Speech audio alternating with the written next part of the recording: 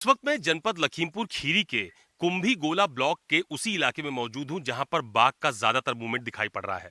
हाल फिलहाल कैमरों के माध्यम से जितनी भी तस्वीरें उस बाघ की जारी की गई हैं वो इसी इलाके की बताई जा रही हैं। दरअसल इमलिया गांव में एक व्यक्ति को की मौत के बाद से ही लगातार यहां पर लोगों के बीच में बाघ का खौफ देखने को मिल रहा है।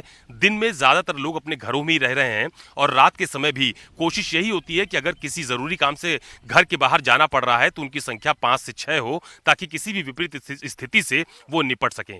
अब जो ये इलाका है जहां पर मैं मौजूद हूं, दरअसल इस इलाके को आप देखिए, एक ये रास्ता है जो सीधे जंगल की तरफ जाता है। यहां पर भी आपको सिर्फ गन्ने के खेत ही नजर आ रहे होंगे। इसके अलावा एक रास्ता ये मेरी बाईं तरफ जा रहा है, यहां पर भी आपको सन्नाटा ही नजर आ रहा होगा। इक्का दुक्का लोग ही फिलहाल बीच बीच में कहीं पर दिखाई पड़ते हैं, लेकिन बाघ के खौफ की वजह से फिलहाल लोग अपने घरों से ज्यादातर नहीं निकल रहे हैं।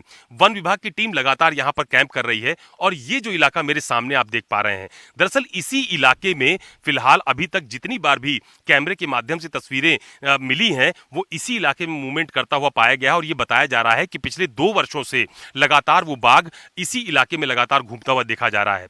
वन विभाग की तरफ से ये आप देख पा रहे होंगे, इस तरह के कैमरे जगह जगह पर लगाए गए हैं। जैसे ये कैमरा, ये आपको यहां तस्वीरों के माध्यम से नजर आ रहा होगा, एक कैमरा ये लगाया गया है। और ठीक इसी तरह से इस पूरे इलाके में जहां जहां पर भी रोड क्रॉस करने वाले रास्ते बने हुए हैं, जैसे ये एक रास्ता आपको अंदर जाता हुआ नजर आ रहा होगा, इसी तरह से जहां जहां पर भी रोड क्रॉस करते हुए रास्ते नजर आते हैं वहां वहां पर कैमरे लगाए गए हैं। एक कैमरा ये मैंने आपको तस्वीरों के माध्यम से दिखाया। इसके अलावा जैसे ही आप थोड़ी दूर आगे जाएंगे वहां पर भी इसी तरह का कैमरा लगा हुआ है, ताकि अगर बाघ का मूवमेंट होता भी है तो कम से कम उसकी स्थिति का आकलन किया जा सके कि आखिरकार उसका ज्यादातर मूवमेंट किस इलाके में बना हुआ है। ये जो रास्ता आप मेरे ठीक पीछे की तरफ देख पा रहे हैं, दरअसल इस रास्ते पर भी कई जगहों पर कैमरे लगाए गए हैं और कोशिश यही की जा रही है कि बाघ को जल्दी से जल्दी पकड़ा जा सके।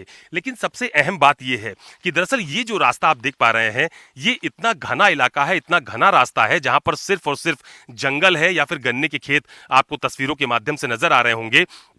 और इमलिया गांव की घटना के बाद से ही लोग लगातार इस कोशिश में जुटे हुए हैं कि जल्दी से जल्दी उस बाघ को वन विभाग की टीम के द्वारा पकड़ा जा सके। लेकिन आप देखिए कि वन विभाग की टीम को भी काफी मशक्कत करनी पड़ रही है। काफी दिन हो चुके हैं उस घटना के बाद से और लगातार जो कैमरे यहां पर लगाए गए हैं उनके माध्यम से मॉनिटरिंग भी की जा रही है। इन्हीं घने जंगलों में जगह जगह पर तकरीबन 4 केज वन विभाग की टीम की तरफ से लगाए गए हैं कि अगर वो वहां से गुजरता है तो उसको केज के माध्यम से पकड़ा जा सके। और जो कैमरे की तस्वीर मैंने आपको दिखाई, इस तरह के कैमरे जगह जगह पर लगाए गए हैं ताकि अगर बाघ का मूवमेंट होता भी है तो ये पता किया जा सके कि आखिरकार उसका ज्यादातर मूवमेंट कहां कहां पर है। लेकिन सबसे जो गंभीर बात है वो यही है कि अभी तक फिलहाल वन विभाग की टीम की तरफ से जो बाघ है उसको पकड़ा नहीं जा सका है और कोशिश लगातार की जा रही है कि उसको पकड़ा जा सके। तो ये देखिए, मैं आपको ये इलाका बार बार इसलिए दिखा रहा हूं कि आप देखिए कि कितना घना इलाका है।